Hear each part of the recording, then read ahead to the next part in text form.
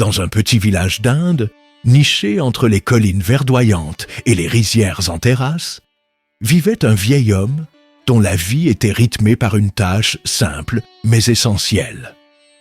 Chaque matin, bien avant que le soleil ne réchauffe complètement la terre, il se levait avec les premières lueurs de l'aube et se préparait pour sa journée de travail. Le vieil homme n'était ni riche, ni puissant. Il ne possédait ni terre fertile, ni bétail, ni maison luxueuse. Son unique bien était une perche de bois solide qu'il portait sur ses épaules et 2 grands pots en terre cuite suspendus de chaque côté.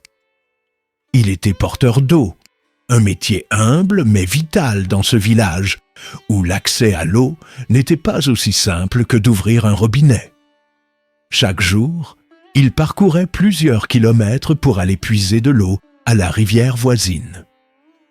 Son dos était courbé par le poids des années et de sa charge, mais jamais il ne se plaignait.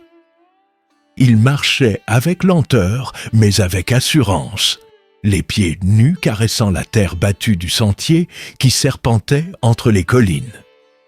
Mais il y avait un détail que peu de gens remarquaient, sauf ceux qui prenaient vraiment le temps d'observer.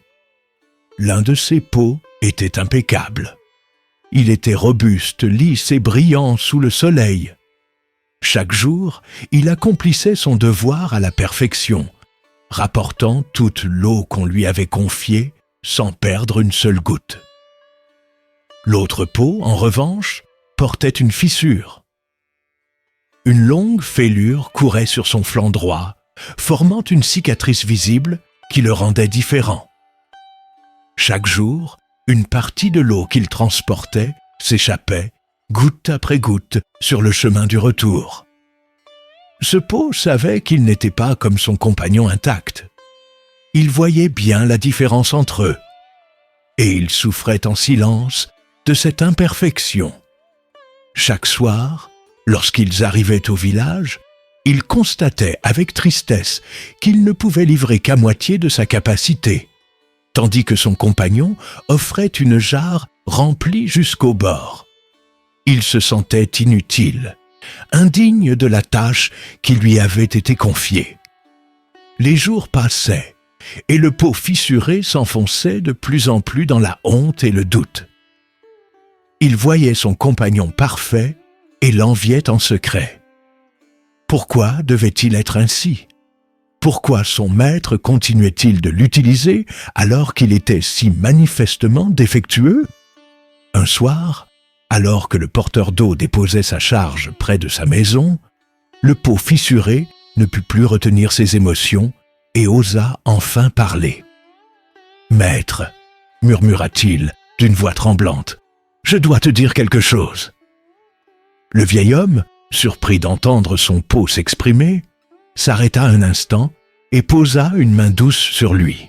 « Je t'écoute, mon ami. »« Je suis profondément désolé, » poursuivit le pot. « Chaque jour, tu fais l'effort de me remplir d'eau, et chaque jour, je te déçois. Mon défaut me rend inutile. À cause de moi, tu travailles plus pour moins de résultats. Mon compagnon arrive toujours au village rempli à ras-bord, tandis que moi, je ne livre que la moitié de ce que je devrais. Je ne suis bon à rien. » Un sourire bienveillant se dessina sur le visage ridé du porteur d'eau. Il caressa doucement la surface du pot fissuré et lui dit d'une voix apaisante : « Demain matin, sur le chemin du retour, je veux que tu observes attentivement ce qui t'entoure. Regarde bien autour de toi, et nous en parlerons une fois arrivés au village. » Le pot ne comprenait pas pourquoi son maître lui demandait cela, mais il accepta. Au lever du soleil, comme chaque jour, le porteur d'eau s'aventura sur le sentier menant à la rivière. Il remplit ses 2 pots avec soin et reprit la route vers le village. Le pot fissuré, suivant le conseil du vieil homme, leva les yeux et regarda autour de lui. D'abord, il ne vit rien de particulier. Mais à mesure qu'ils avançaient, son regard fut attiré par une chose qu'il n'avait jamais remarquée auparavant. Tout au long du chemin, du côté où il laissait s'échapper l'eau, une profusion de fleurs sauvages s'épanouissait. Il y avait des marguerites blanches, des hibiscus rouges vifs, des petites fleurs jaunes et des bourgeons violets s'ouvrant délicatement sous la lumière du matin. Les papillons virevoltaient entre les pétales. Les abeilles bourdonnaient en collectant le nectar. Le pot fissuré resta sans voix. Lorsque le porteur d'eau atteignit le village, il posa sa charge et s'adressa à lui. « Alors, qu'as-tu vu sur le chemin du retour ?»« Des fleurs, » murmura le pot fissuré, encore émerveillé par sa découverte. « Sais-tu pourquoi elles ont poussé ici et pas ailleurs ?» Le pot secoua la tête. « C'est grâce à toi, » répondit doucement le vieil homme. « Grâce à moi ?» s'étonna le pot. « Oui, j'ai toujours su que tu avais une fissure et j'ai vu que tu laissais échapper de l'eau chaque jour. Alors, j'ai planté des graines tout le long du sentier. Sans le savoir, tu les as arrosées quotidiennement, leur permettant de pousser et de s'épanouir. Grâce à toi, ce chemin, autrefois sec et aride, est aujourd'hui un jardin vivant. » Le pot fissuré en resta figé. Il avait passé tant de temps à se voir comme un fardeau, à se sentir inférieur, qu'il n'avait jamais envisagé que son imperfection puisse être utile. « Tu vois, mon ami, » poursuivit le porteur d'eau, « dans la vie, nous avons tous nos fissures. Nous avons tous des défauts, des blessures, des faiblesses que nous pensons être des handicaps. Mais si nous savons regarder au-delà de nos doutes, nous réalisons souvent que ces imperfections cachent un don précieux. » Le pot fissuré sentit une chaleur nouvelle envahir son être. « Alors, je n'étais pas inutile ?»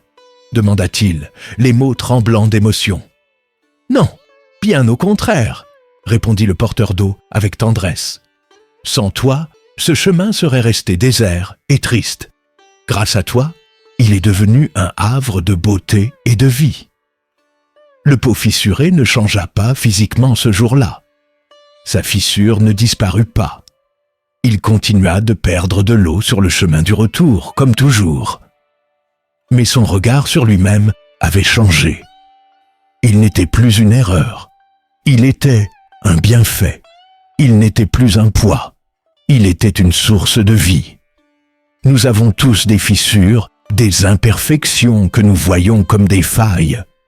Mais si nous regardons au-delà de nos doutes, nous découvrons peut-être que ces défauts sont en réalité nos plus grandes forces. Et vous, quelles sont vos fissures? Ces choses que vous considérez comme des faiblesses, mais qui pourraient en réalité être un don précieux pour ceux qui vous entourent. Car ce ne sont pas nos imperfections qui nous définissent, mais la manière dont elles nourrissent le monde.